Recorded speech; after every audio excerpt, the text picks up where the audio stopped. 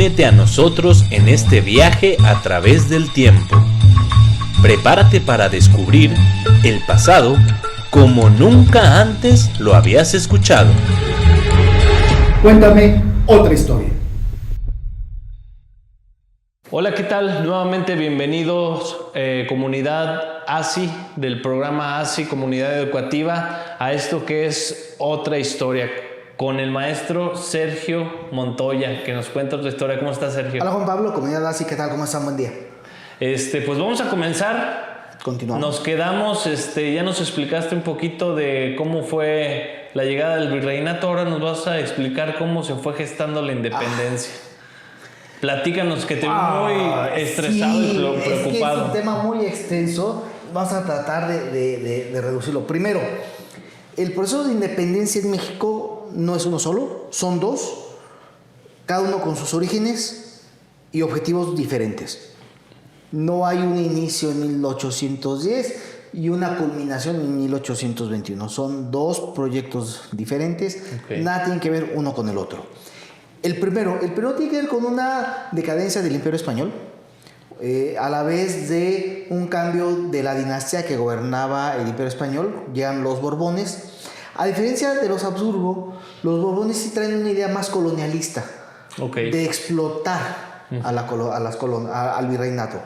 Y empiezan a tomar estas medidas hacia finales del siglo XVIII, de efectivamente cobrar más dinero, más impuestos, dejar al mando de los virreinatos a los peninsulares y no a los criollos, y la población se empieza a disgustar primero por esto. Luego incluso la corona, para tener más dinero, decide tomar las deudas del clero, es decir, los prestamistas. Por ejemplo, Nueva España era el clero, y igual a muchos años le pagabas el préstamo. En un momento dado la corona le dice a la iglesia: dame ese dinero o esas deudas, y entonces todos los que habían hipotecado sus ranchos o sus propiedades, tienes 1 o 2 años para pagarlo, si no, te quito todo. Y muchos van a perder así todo su patrimonio. Hay un gran disgusto contra esta forma de gobernar borbona, y va de la mano de la Ilustración, ¿no? De esas ideas democráticas que empiezan a llegar también al Nuevo Mundo. En España ocurre que en 1808 Francia, alegando querer ir hacia Portugal para poner orden por allá, intereses que tenían, deciden, como lo hacen los americanos, llevarle democracia, entre comillas, a España, ¿no? Y entonces detienen al rey, que abdica en favor de su hijo Fernando VII, y estando tomada España por los franceses en 1808, en América se ve la ocasión para entonces generar una separación. La primer intento es en 1808 en Morelia, la conjura en Morelia, que es descubierta y detenidos los que ahí participaban. Entre ellos estaba Allende, que no es detenido.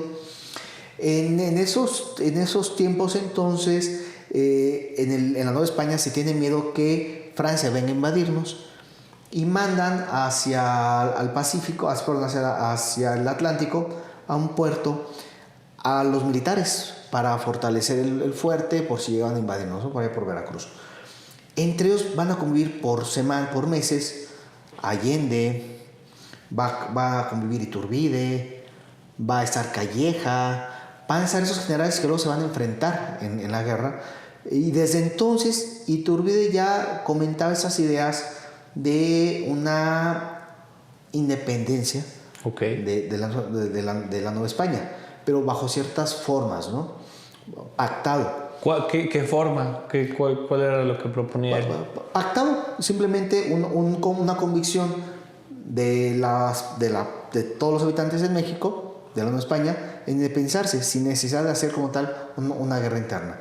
Lo que pasa es que en 1810 hay otra conjura, la que sí conocemos, la de Querétaro, que también es descubierta, y al juntarse Allende allá con el cura Hidalgo, de qué hacemos ahora, Allende trae una idea de formar un ejército, entonces entrenarlo para enfrentarse a las fuerzas reales, pero Hidalgo, y ese carisma que evidentemente tenía, decide no, vamos a aventarnos, ¿no? Y lo que hace es simplemente juntar una horda de personas, de ciudadanos no quiero decir la palabra chusma como tal, pero decir personas de pueblos que simplemente con machetes, con tridentes, con armas de fierro, empiezan a avanzar en este odio, rencor contra los que tienen algo y los que no tienen, o los que sienten que han sido agraviados como siempre, como hasta el día de hoy.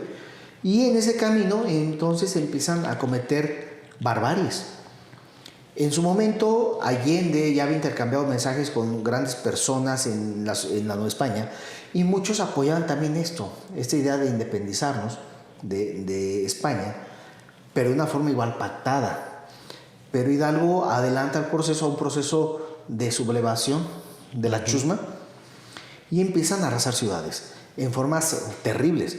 Al ver esas masacres, los que apoyaban la independencia le dan la espalda al movimiento, porque era así, ¿no?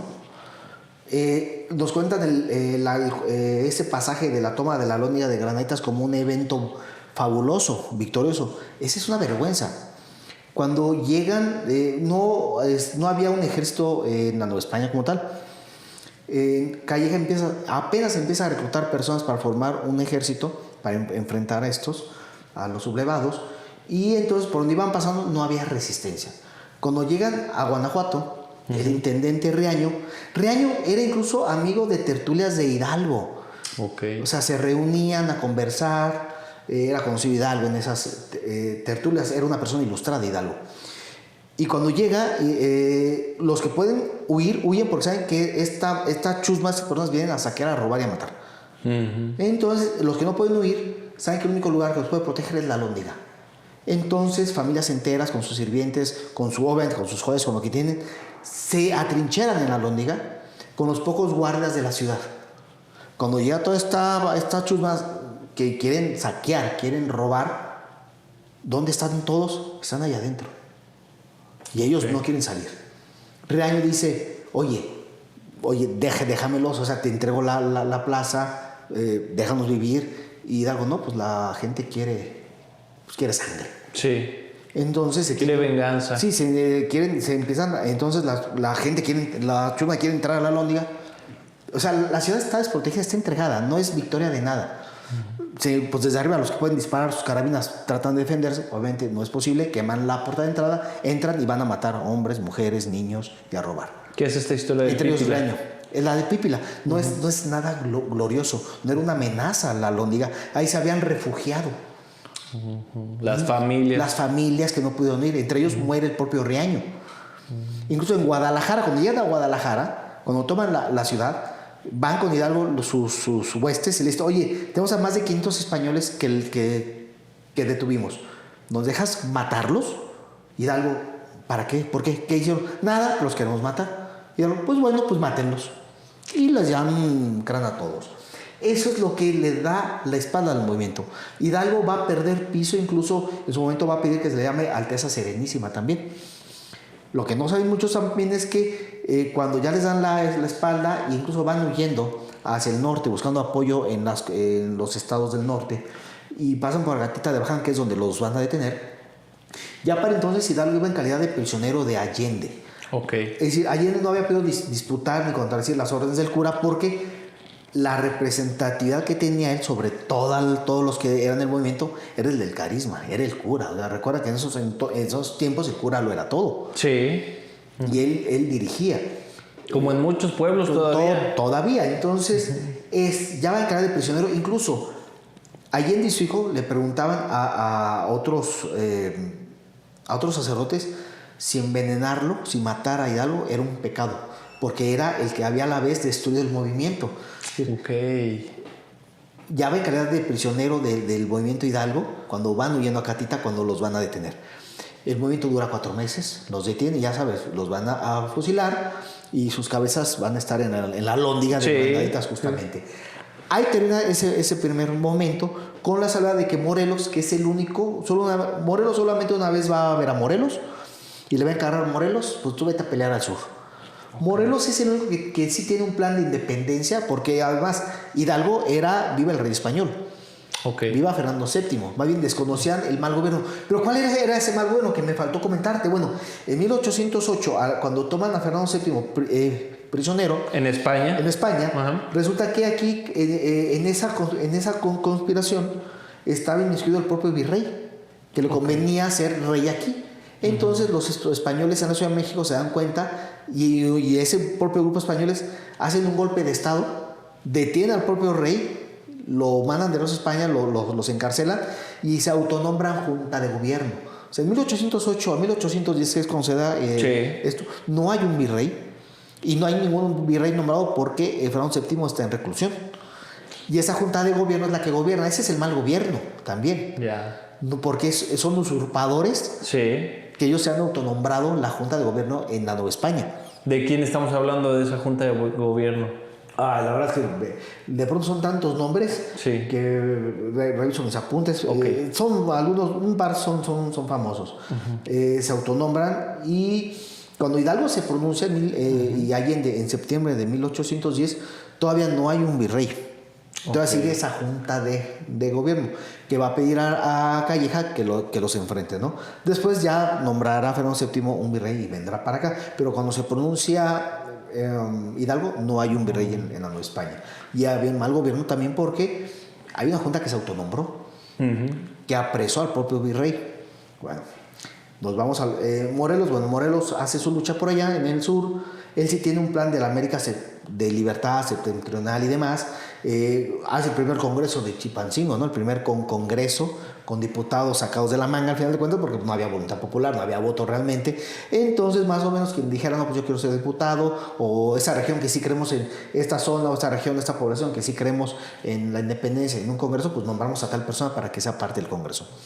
Morelos es el único y el que ya va a enfrentar realmente en forma formal a Calleja, con un ejército que no va con chusma, entrenado, que no anda con mujeres y niños cargando, sino realmente un ejército como tal que trae Morelos. Y Morelos, bueno, cae en 1815. Con él cae básicamente el último intento de independencia en su momento.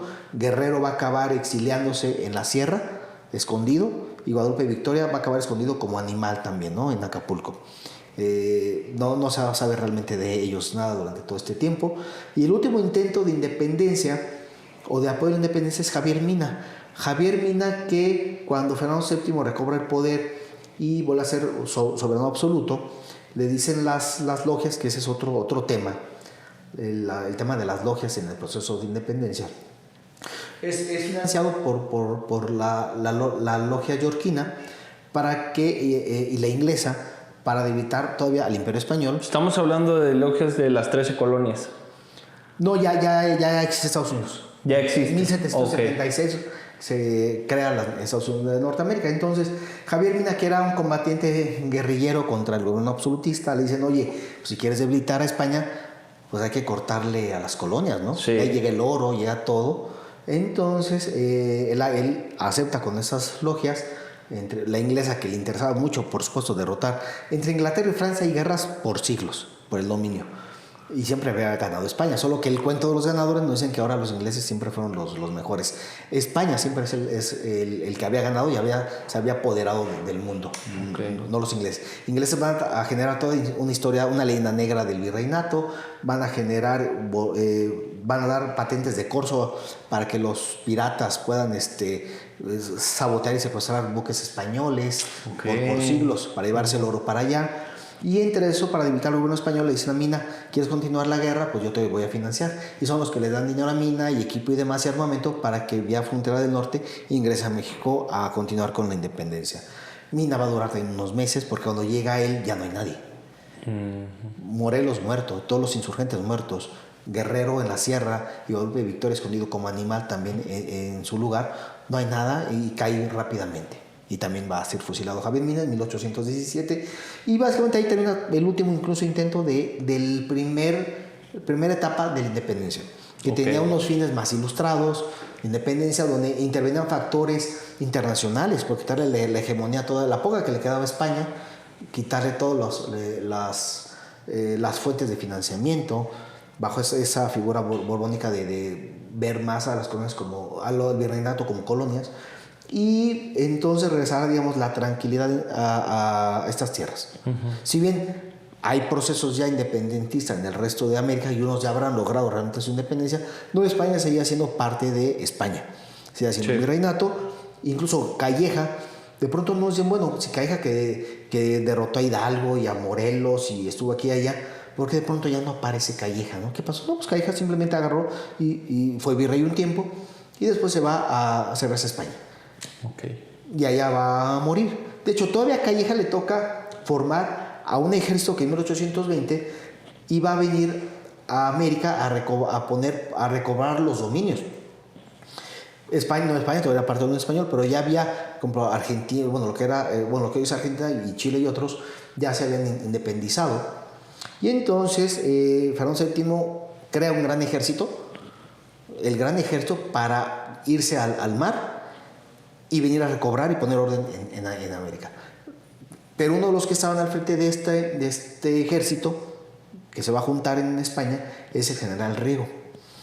Lo que va a hacer el general Riego es, ya estando todo el ejército ahí, en lugar de ir a América, vamos a voltearnos en contra del rey para que vuelva a jurar la Constitución de Cádiz.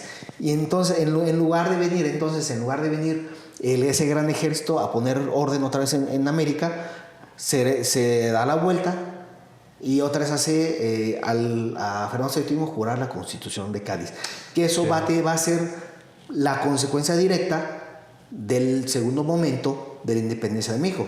Que vamos a verlo muy rápidamente. Es cuando hacen jurar a Fernando VII la Constitución de Cádiz otra vez en 1820, inicia un periodo que se llama el trienio laboral de 1820 a 1823, donde otra vez Fernando VII no es un monarca absoluto, sino un monarca constitucional. Jura una constitución y en esa constitución hay libertad religiosa, hay reconocimiento de todos los súbditos en todos lados del mar de la corona española como iguales y demás, y es un gobierno liberal. Entonces en la Nueva España tenían de dos: o sumarse, no había de otra, a ese barco liberal y perder sus privilegios, los privilegiados, o ahora sí, vamos a separarnos de España para mantener nuestros privilegios. Y si ustedes googlean, compañeros de ASI, la Conjura de la Profesa, que es un templo en la Ciudad de México, en la calle de Madero, ahí se van a reunir los notables, los más privilegiados de la Nueva España, para decidir que no querían hundirse en el barco liberal español. Querían conservar todos sus privilegios. Y entonces deciden, ahora sí vamos a independizarnos porque queremos mantener las cosas como están. Nada de liberales, nada de democracia. Queremos mantenernos como estamos. Ahora, necesitamos a alguien que haga esa labor de otra vez convencer en todo el país a los demás generales, a los gobernadores, capitanes generales y demás, para declararnos independientes, para mantener este modelo virreinal. Y el elegido es Iturbide. Ya, allí es donde entra Iturbide. Ahí entra Iturbide en hacer esta labor de conciliación de todos. Con la idea de continuar con un imperio.